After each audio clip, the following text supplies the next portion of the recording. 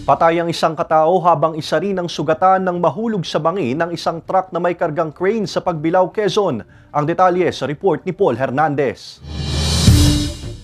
Bumaligtad ang truck na ito nang mahulog sa bangin sa barangay Silangang Malikboy, Pagbilao, Quezon, Miyerkules ng gabi. Sa investigasyon, nawala ng kontrol sa manibela ang driver ng truck sa pakurba at pababang bahagi ng kalsada. Saka nagtuloy-tuloy at nahulog sa bangin na tinatayang 8 metro ang lalim. More on doon sa mechanical part. Nag-wiggle siya tapos na-slide. And hindi na daw nakaya ng brakes. Patay ang driver ng truck, sugatan naman ang pahinante nito. Nahirapan pa raw ang mga rumespondeng otoridad na maialis sa pagkakaipit ang driver. May karga raw na crane ang nadisgrasyang truck. Nag-flip over po. Flipped over po talaga yung truck. And then the driver was stuck in underneath it. The pressure was more on the neck.